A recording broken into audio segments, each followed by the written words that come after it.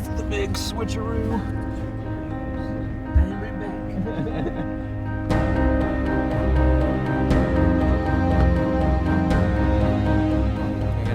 We're gonna bank it. Maybe take a couple of chances. Okay. If we do get busted, we do. But Yep. it's about 25, 30 minutes left of sunlight, so let's see what we can.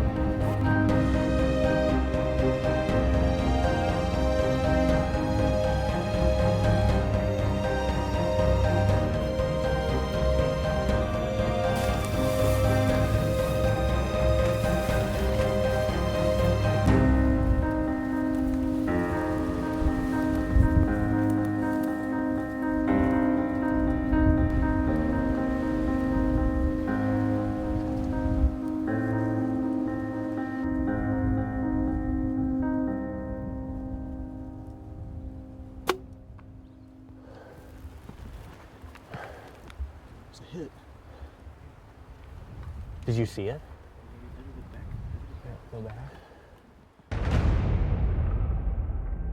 The essence of who we are and the realities in which we stand are evidence of things unseen. And the individual frames of our life that exist between the beginning and the end are influenced with purpose. They are the shadows of the substance. They are the moments that are leading us to hallowed ground.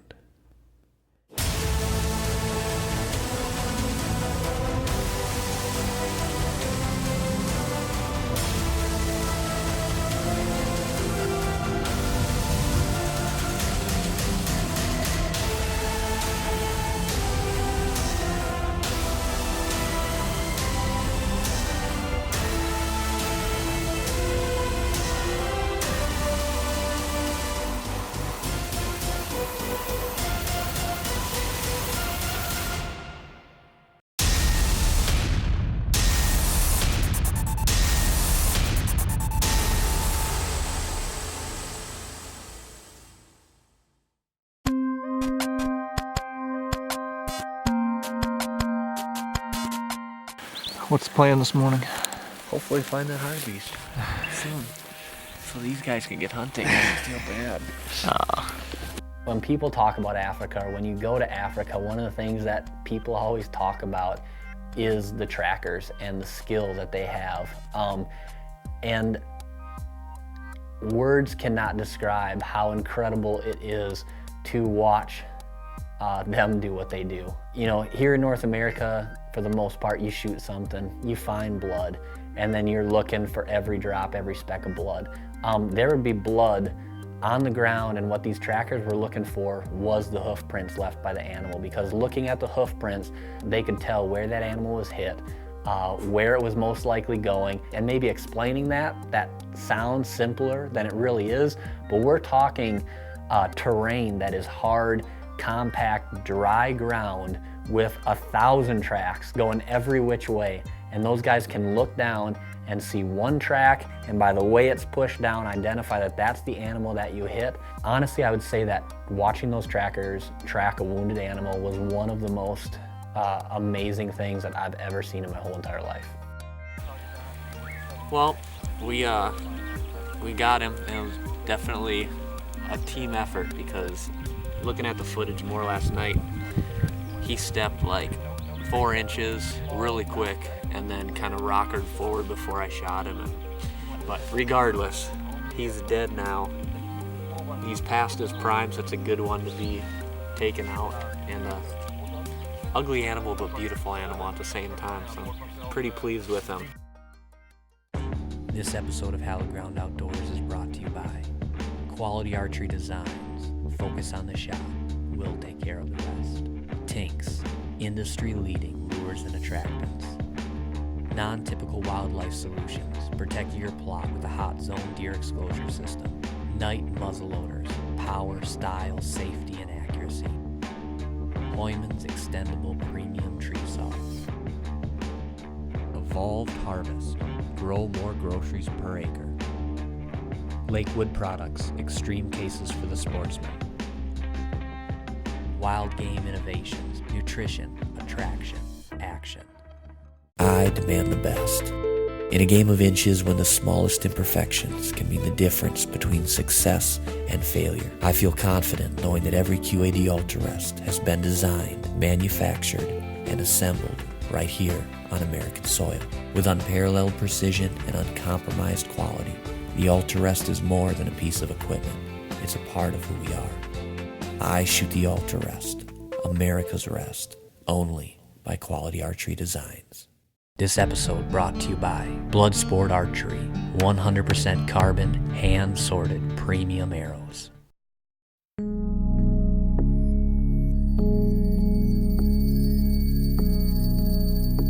So the first part of our trip was very successful. We had taken some great animals. We were learning a lot as we were going. But one animal that Joe and I both had at the top of our list was a kudu. I'd already taken my kudu on the second night. Joe had taken a red hartebeest, and it was his turn to get after his kudu.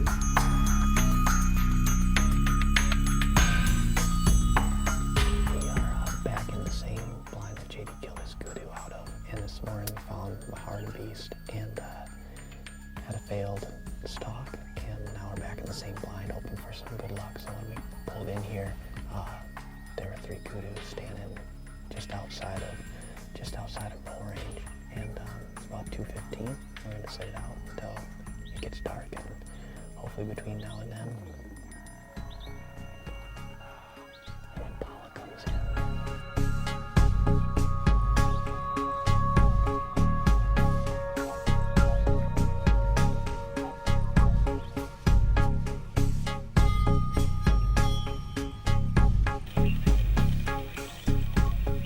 Going into the trip, kudu was definitely on the top of my list, or near the top of my list, of something that I would have loved to have the opportunity to harvest. JD had already killed his, and seeing that up close really just enhanced my drive to want to harvest one.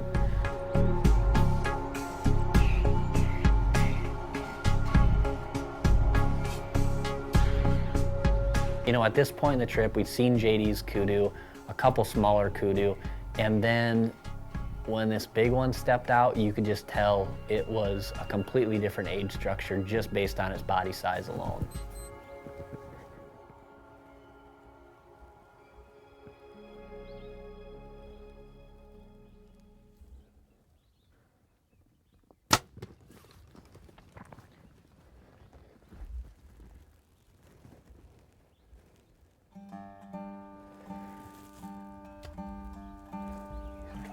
Pumping some blood when he left. He was cornerways, that should be hard. Out the other end. Those should be okay. But he's in trouble. Oh, he's big blood. I think we gotta give him a couple minutes. Yeah. Good judge. He's a good looking bull. That got my heart pumping. I could hear you breathing heavy. Yeah, that got my heart. Beep, beep. Yeah, I thought. Do this. Watch him. Let's go. Yeah, beep, beep. Let's be starting off. I didn't hear it. Yeah, it is. It was pretty zoned in. Good job. That felt good.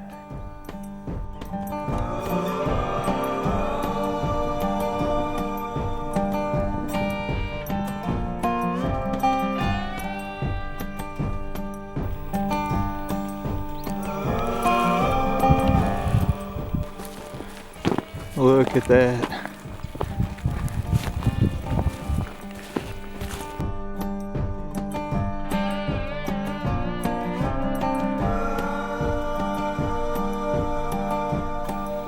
You see how he polished these ivory tips up? That's really cool. Yeah, That's really cool. that's a fine animal. But you can see he's also, look at his neck still. He was still chasing females. Yeah. He was still looking for a couple of females. When's their peak breeding? May. Okay. May is when they really start rumbling. This is the animal. When I saw this hanging on the wall and after JD shot it, I mean, this trumped them all. So I'm excited. Lindsay better make some room on the wall. That really is an incredible animal, man. Just awesome. Battleground Outdoors is brought to you by Dave Smith Decoys, the highest quality decoys on the market, made in the USA. Tinks Scent Systems. Turn a big buck's desires into your advantage. Appeal to his appetite in the early season with our forage system. Challenge his dominance with our pre-rut system. Draw on his need to breed with our rut system. Tinks Scent Systems. Now you have the advantage.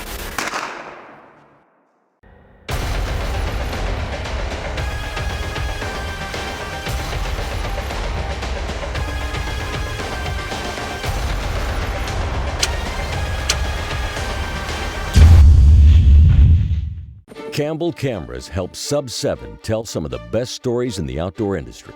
Whether you're a broadcast veteran or looking to break into the industry, Campbell Cameras has the experience and the know-how to make it happen. Campbell Cameras, relive your adventure.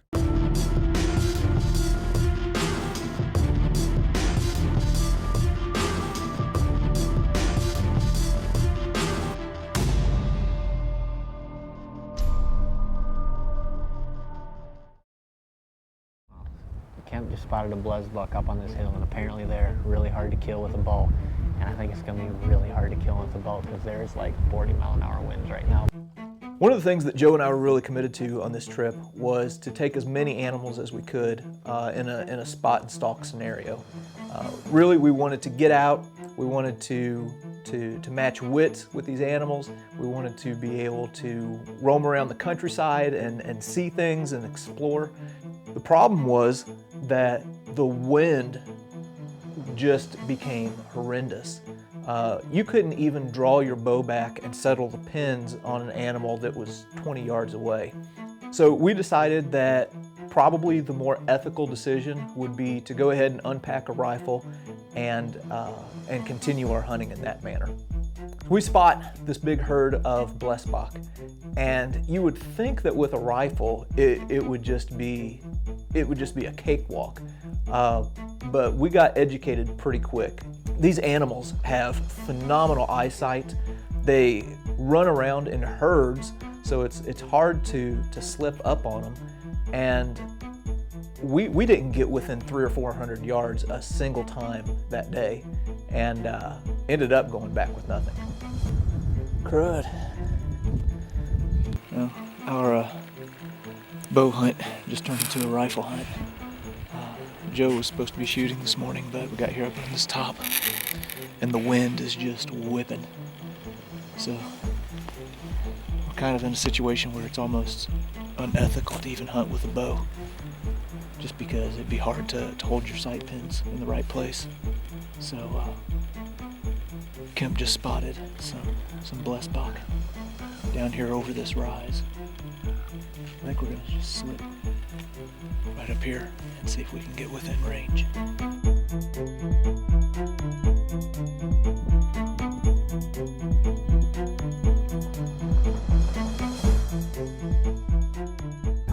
He's behind this bush right now. How far? Here he comes. About 1,800 yards. You see him, Joe? No.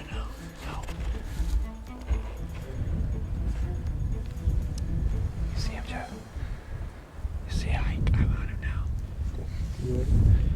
Shoot him on the point of his nose. On the point of his shoe. Just like that. Hey. Common blesbok down. Alright, safety's on. Okay. Holy cow. Bootus, what do you think of that?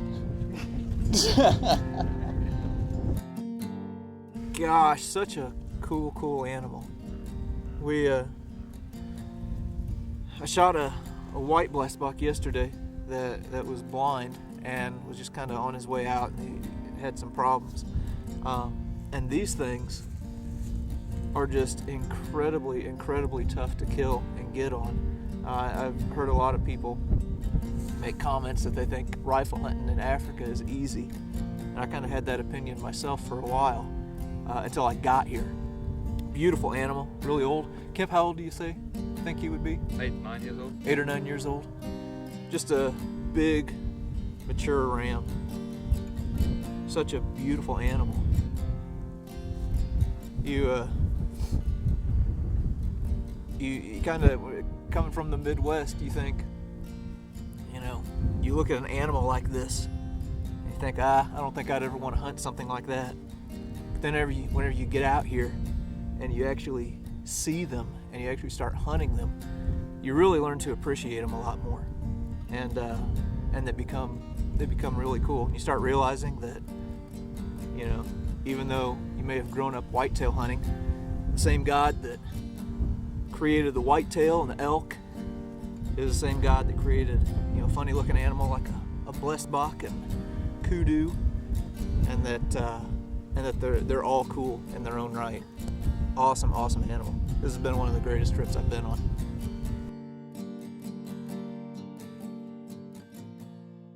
The new Icon trail camera line has a camera for every hunter, completely redesigned and 100% satisfaction guaranteed. Icon trail cameras has you covered no matter the situation. Icon trail cameras, fuel the addiction. So we get down to the very last day of our hunt, and Joe and I have taken some incredible animals. We've had the time of our lives, but we wanted to give it just one more last go on the mountain reed buck. We're stalking through the grass and see a little bit of movement up ahead, and Kemp throws the binoculars up and turns around and said, "It's a mountain reed buck." And you can see his eyes get big, and he says, "It's a good one." So we start to make a stalk on this thing, get up to about 25 yards away, but on the opposite side of this bush. And looking through the bush, it looks like the thing is standing there just soaking up the sun, half asleep. We're sitting there for a half an hour, 40 minutes, trying to decide, do we just wait this thing out? And we're kind of getting a little bit relaxed ourselves. And all of a sudden, Kemp hits me, and this thing's walking right at us.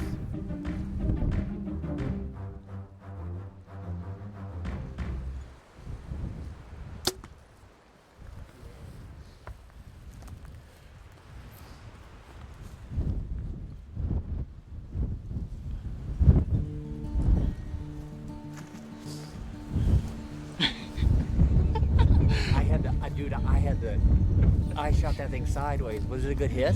It looked like it. Well, I just stood here for 1 hour and 45 My minutes. legs are shaking and not. You hit that point where you're like, something comes in so quick where you don't have time to be nervous, and then it comes in quick enough where you have to settle yourself down. And then the time was like, let's get this over with now. 45 minutes of standing there. Legs are shaking from not moving. 5 days of stalking. Stalking those little dirt. Good job. That's a big one, huh? Yes, sirree. That is a big one. Back home, you're used to walking up to an animal that's got 150 inches of antlers on its head. And walking up this mountain reed buck was completely different. I mean, we're talking about 14 inches. Just something that you could easily take for granted. But then you walk up to it and see such a cool creature and just its compact size and how much respect they have for it and how difficult of a time we really had all week trying to harvest one. And even though it's little in your hands and little to hold for hero shots, just in the big picture of things, just a really cool animal to have an opportunity to harvest, just a really cool way to end the hunting portion of our trip.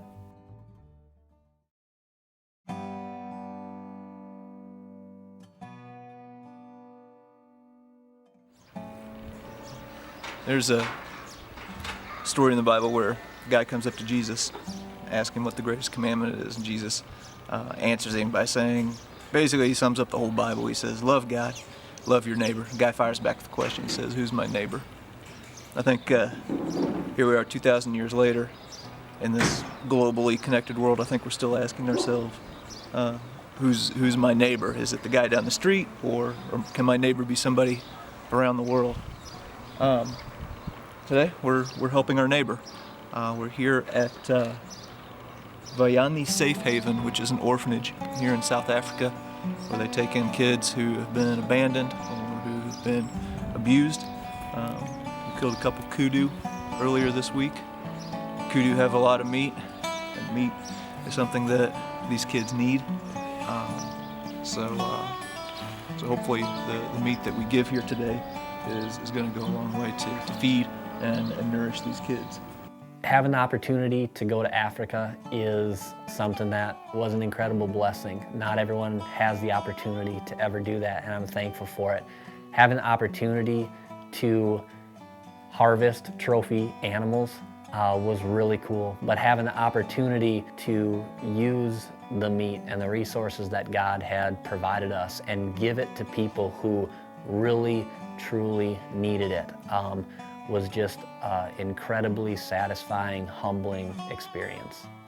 Well, kind of wrapping up our hunt here in South Africa, and we're at a rural school just outside of Graaf-Reinet, where we've brought some of the kudu that Joe and I killed earlier this week. The kids at this school, I think they said there's 42 here that go to this place.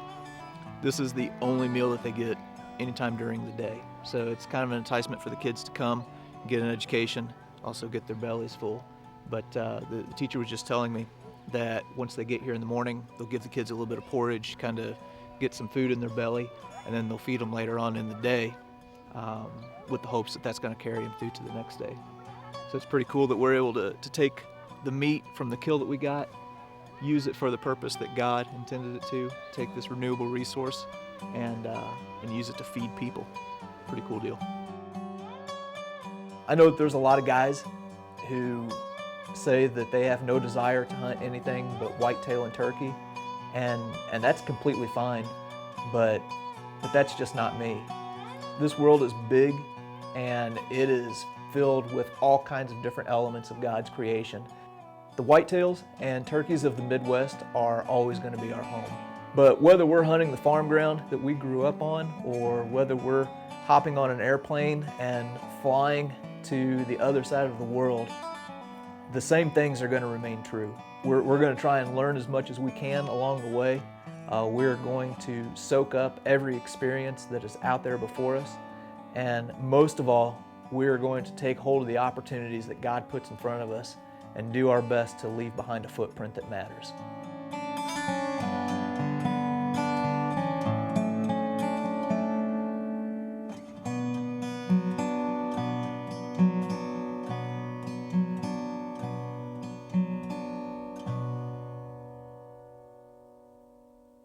Closed captioning is provided by FlexTone Deer Calls. No matter what the deer vocalization you need to produce, FlexTone has you covered. FlexTone Game Calls, designed by nature, FlexTone engineered.